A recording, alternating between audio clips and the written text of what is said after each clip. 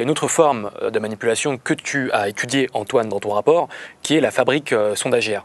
Et donc on a plusieurs visuels qu'on pourra passer à l'écran qui résument cette fabrique sondagière. Donc je ne sais pas si tout le monde peut la voir clairement.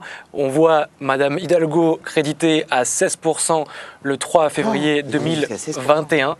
Donc vous vous rappelez tous du score auquel elle a terminé, à savoir 1,7%, donc un écart d'environ 15%. Donc ça c'est le premier visuel qu'on voulait vous montrer, qui a aussi été révélé dans les travaux que tu as fait, Antoine, les écarts systématiques que tu as détectés entre l'estimation donnée pour le candidat Jean-Luc Mélenchon et le score final réel qu'il a réalisé. Donc il y a un deuxième visuel qu'on va passer à l'écran. Je ne sais pas s'il est déjà disponible, c'est celui-ci, donc c'est parfait. Et donc, est-ce qu'Antoine, tu peux revenir un peu sur ce que tu as appris de la fabrique sondagière avec les près de 14 000 documents, je crois, que tu as récupérés de la commission des sondages. Donc, je ne sais pas si tu as pu tous les lire de A à Z, c'est un travail assez volumineux, je pense. Et donc, c'est quoi les principaux enseignements que tu retiens alors déjà, sur les documents que j'ai récupérés, en fait, je suis allé à la commission des sondages qui est censée contrôler les sondages électoraux. En réalité, elle pourrait contrôler plus de sondages que ça parce que la loi dit qu'elle peut contrôler tous les sondages qui sont en lien avec les élections d'une manière, le débat politique. Et en fait, elle se concentre que sur les sondages électoraux, ce qui est mystérieux, mais ça veut dire qu'à l'heure actuelle, un sondage, 78% des Français pensent que, n'est validé par personne d'autre que l'Institut de sondage lui-même. Donc ça, il n'y a personne qui vient regarder si les données sont bonnes. Premier élément qui est particulièrement inquiétant quand par exemple Bolloré a racheté l'Institut CSA, qui est un institut de sondage. Donc vous avez le JDD qui commande des sondages au CSA, à l'Institut CSA, qui sont commentés sur Europe 1 et CNews, et personne ne vient regarder si c'est fait d'une manière sérieuse ou pas. Le deuxième élément, c'est que les documents que j'ai récupérés à la commission des sondages, c'est ce qu'ils appellent les notices experts, qui ne sont pas du tout des notices experts, parce que ça ne permet pas de vérifier la validité scientifique de ces sondages. C'est-à-dire que même la commission qui est censée vérifier la qualité des sondages n'a pas les outils nécessaires pour vérifier la scientificité des données. Mais par contre, ce qu'on a avec les notices experts, c'est qu'on connaît les résultats bruts et les différents critères de redressement qui sont appliqués.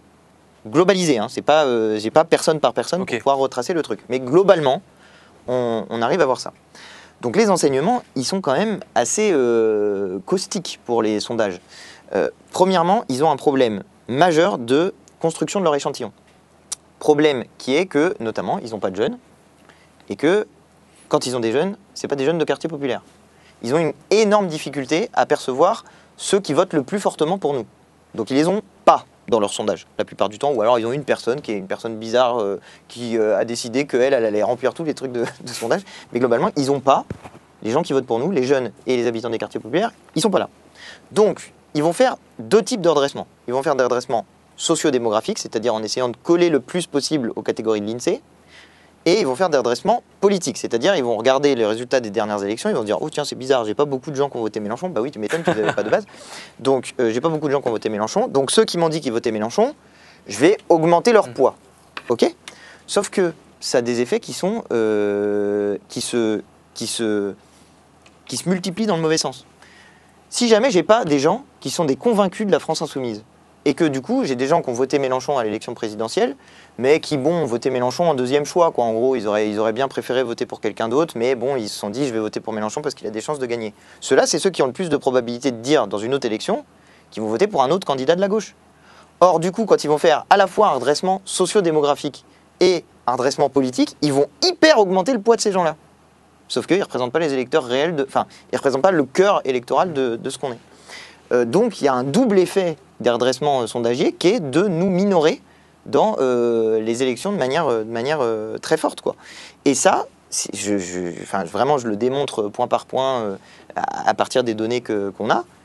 Je sais pas, je trouve que ça devrait un petit peu intéresser les gens qui commandent des sondages, Là, il y a un sondage qui nous met à 15% à l'élection présidentielle. Je me dis, soit ils ont fait un correctif de leurs échantillons, mais c'est pas le cas. Enfin, je veux dire, je le sais, les derniers sondages que j'ai pris, c'était des sondages de mars.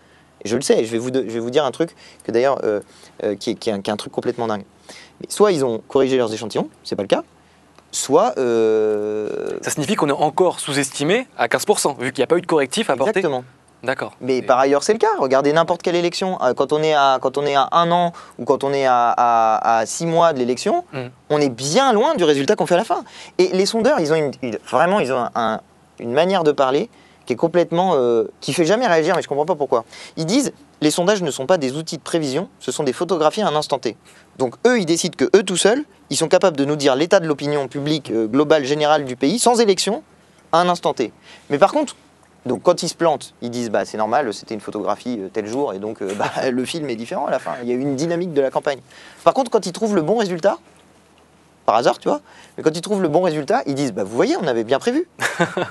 Et personne ne fait le rapprochement entre les deux. Et il y a une des personnes qu'on a auditionné, qui est Alexandre Désé, qui est un chercheur justement qui travaille sur les sondages, qui a une formule qui m'a marqué.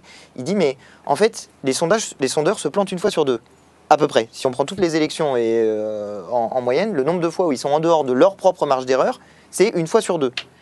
Et ben, qui irait chez un boulanger où une fois sur deux la baguette n'est pas comestible? Qui?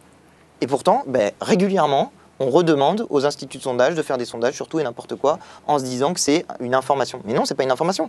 Puis moi, je dis pas des trucs qui sont complètement hallucinants. Je dis juste qu'il faudrait augmenter la transparence sur ces outils pour que les chercheurs puissent dire bon bah là il y a des failles qui sont quand même assez majeures dans ce que vous faites. Donc, mais est-ce qu'il ne faudrait pas interdire les sondages qui ne respectent pas ces règles de transparence? Parce que finalement, elles biaisent l'opinion publique, elles font des fausses prévisions, elles vont influencer le cours des opérations électorales. Et donc comment ça peut être toléré par c'est ça la question. Moi, j'espérais que... Je vais faire une proposition de loi un peu charpentée à la rentrée sur le sujet. Mais c'est pareil, c'est pour ça que je dis qu'en fait, sans l'esprit critique, on ne peut pas s'en sortir. Et sans... Moi, ce que j'essaye de faire, mon premier objectif sur ce sujet spécifique, c'est de faire réagir les journalistes. Je trouve qu'il y a une forme de... En fait, c'est eux qui se font humilier, quoi. C'est-à-dire, eux, ils publient comme étant la vérité, eux qui sont les journalistes, qui souvent se sont engagés dans le métier de journaliste, justement, pour essayer d'éclairer la population. Ils partagent des non-informations que c'est eux qui participent à les transformer comme information. Parce qu'à la limite, il y aurait des sondages qui sont faits, qui restent privés ou je sais pas quoi, pour avoir un état de l'opinion et se dire à peu près, bon, d'accord, on en est à peu près là, etc. Why not? C'est les gens qui payent les sondages qui prennent la décision et c'est leur responsabilité. Mais qu'il y ait des journalistes, des médias qui sont la vérité pure et absolue, qui relaient des trucs qui sont faux, pas scientifiques. Et tu penses que ceux qui relayent, ce sont plutôt des journalistes qui assument être passés au statut de journaliste de propagande, ou c'est plus par bêtise et par ignorance? En fait, il y a les deux. Il y a ceux qui, par exemple, le dispositif qu'on montre bien d'ailleurs dans le rapport, JDD Bolloré en gros, où on va faire des commandes de sondage pour ensuite influencer l'opinion publique, ça existe. Par ailleurs, Sterrin lui-même, dans le projet Périclès, ils ont voulu financer une structure qui s'appelle Hexagone, dont l'objectif est littéralement de créer des sondages sur des thèmes, par exemple islam et insécurité. J'ai posé la question au directeur de Périclès s'il faisait lui un lien entre islam et insécurité. Il m'a dit je m'intéresse à l'islam, je m'intéresse à l'insécurité, donc je m'intéresse au lien entre les deux. Voilà, donc on a compris. En fait, ce qu'il veut faire, c'est un baromètre du genre 78% des Français trouvent que l'islam est responsable de l'insécurité. Mais en fait, c'est pas une information. Ça n'est pas vrai. Je veux dire, les enquêtes en criminologie ne disent pas ça. Qu'il y aurait Évidemment, il n'y a aucun lien. C'est juste pour alimenter leur thèse islamophobe, raciste. Donc on voit comment, et c'était un truc que disait déjà Pierre Bourdieu, mais comment on crée des artefacts qui n'existent pas, des trucs qui n'existent pas, mais pour leur donner la matérialité de c'est l'opinion publique qui l'a dit, quoi. Et voilà, et donc moi je pense qu'il y a une partie militante et assumée, et il y a une partie de crasse, de bêtises, quoi, de bêtises crasses, quoi. Mais ils se rendent pas compte. Ils se rendent pas compte.